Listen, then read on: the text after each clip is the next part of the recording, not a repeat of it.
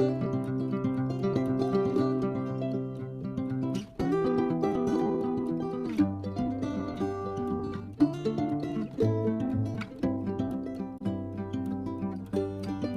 বন্ধুরা, কেমন আছো সবাই? আমার ব্লগে তোমাদের সবাইকে স্বাগত জানিয়ে আজকের ব্লগটা শুরু করছি। সরস্বতী পুজোর পরের দিনে তো সেজনী ষষ্ঠীর পুজো হয়, তো বাড়িতে আছে সেজনী ষষ্ঠীর পুজো। মা সকাল সকাল স্নান করে পুজোর জোগাড়টা করে দিল, তারপর ব্রাহ্মণ জেঠু এসে বাড়ির পুজোটা করে দিলেন। ব্রাহ্মণ জেঠু চলে যাওয়ার পরে আমাদের বাড়িতে একজন বৈষ্ণব জেঠু এসেছিলেন, তো বাবার সঙ্গে এখন গল্প করছে আর আমরা এদিকে রান্নাঘরে খাবারের জোগাড় করছি।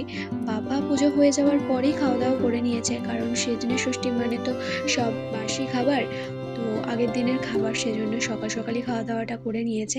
বাবার খাওয়া হয়ে গেছে, গল্প করছে আর আমরা এখন খেতে বসবো। তো মা খাবারটা বেড়ে দিচ্ছে। দেখো, গতকালের দুপুরের মেনুর মতোই আজকেও ছিল বাঁধাকপি তরকারি, বেগুন ভাজা, চচ্চড়ি, আর এক্সট্রা ছিল গোটা সেদ্ধ আর মাছের ঝাল, মাছের টক।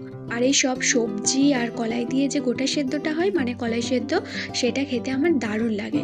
তো সবাই মিলেই একসঙ্গে দুপুরের খাওয়া দাওয়াটা করে নিলাম। তারপরে খাওয়া দাওয়া করে উঠে দেখছি মেঘটা একদম ঘোর অন্ধকার করে এসেছে, দেখেই মনে হচ্ছে বৃষ্টি হবে, কিন্তু যাই হোক বৃষ্টিটা আর হয়নি। কোথাও মনে হয় বৃষ্টিটা হয়েছে, তো ঠান্ডা হাওয়া এলো, তারপরে মেঘটা একদম পরিষ্কার হয়ে গেল। আর বিকালবেলায় মা সবার সঙ্গে আমাদের বাড়ির সামনেই দাঁড়িয়ে গল্প করছিল। সেখানে দুটো বাচ্চাও ছিল, ওরা সাইকেল চালাচ্ছিল, আর এই বাচ্চাটাকে দেখো কত আনন্দ করছে। তোমাদেরকে না একটা কথা জানানো হয়নি, মা সরস্বতী পুজোর আগের দিন বিকেল বেলায় বাড়ি চলে এসেছে। মা তো ট্রেনে যাতায়াত করে, তো আসার পথে আমাদের জন্য কিছু খাবার জিনিস কিনে এনেছে, কিন্তু সেদিন থেকে দেখাই হয়নি কি কি এনেছে। তো চলো খুলে দেখি এই প্যাকেটটাই কি আছে। দেখো, এটাই আছে সোনপাপড়ি। সোনপাপড়ি খেতে কে কে ভালোবাসো আমাকে অবশ্যই কমেন্টে জানাবে, আমি তো ভীষণ ভালোবাসি।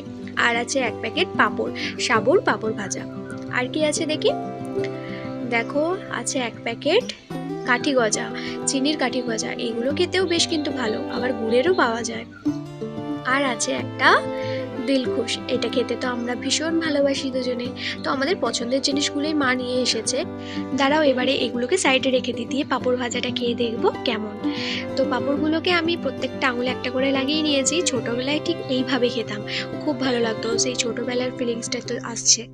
তো তোমরা কি কেউ এইভাবে এখনো খাও পাঁপড় ভাজা?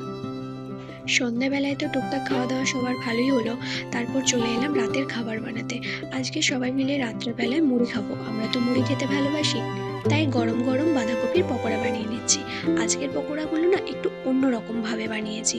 প্রথমে বাঁধাকপিটাকে সেদ্ধ করে জল ঝরিয়ে নিয়েছি, তারপরে বেসন, সোডা মানে খাবার সোডা আর কাঁচা লঙ্কা দিয়ে ভালো করে মাখিয়ে নিয়ে কড়াইয়ে কিছুটা তেল ভালো করে গরম করে নিয়ে তার মধ্যে পকোড়াগুলোকে ছোট ছোট করে দিয়ে দিয়েছি।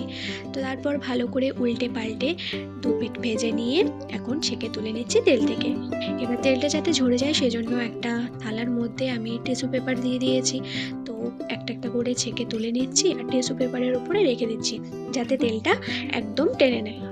এবারে একটা একটা করে সব পকোড়াগুলোকে আমি তেল থেকে ছেঁকে তুলে নিচ্ছি থালার মধ্যে।